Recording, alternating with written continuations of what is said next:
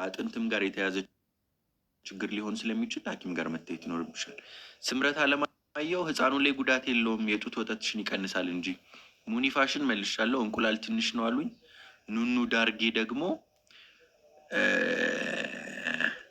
እንቁላል ትንሽ ነው ከሆነ ተስፋ አለው። ሙሉ በሙሉ ተስፋ የለውም ማለት አይቻልም። ግን እንደዚህ ናቹራሊ ወይም በቀላሉ እርግዝና የመፈጠር እድሉ አናሳ ነው እንጂ ያው ተስፋ አለው። ዴፊኒትሊ ተስፋ የለውም ማለት አይቻልም።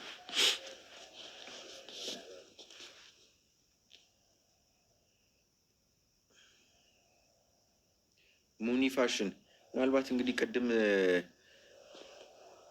ሳውራ ካልሰማሽኝ ፕሮላክቲን ቁጥሩ ከፍ ብሏል የሚለው ነገር ከእርግዝና አለመፈጠር ጋር ከተያዘ ሕክምና አለው። የምትወስዱ ለአንድ ወር የሚወሰድ መድኃኒት አለው። ኤፍኤስኤች ደግሞ ጨምሮ ከሆነ እንግዲህ ከእንቁላል መጠን መቀነስም ጋር ተያይዞ ሊሆን ስለሚችል እሱን ደግሞ ከአልትራሳውንድ ወይም ከሌሎች ምርመራዎች ጋር ኮሪሌት ማድረግ ማያያዝ ያስፈልጋል። ሙኒፋሽን ፍሬ ህይወት ጌታቸው በክንድ የሚቀበረው የእርግዝና መከላከያ ያው ከወጣ በኋላ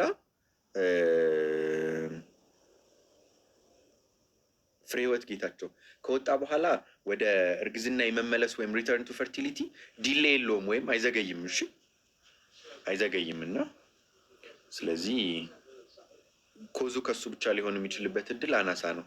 ግን እድሜ ስንት ነው ፍሬው?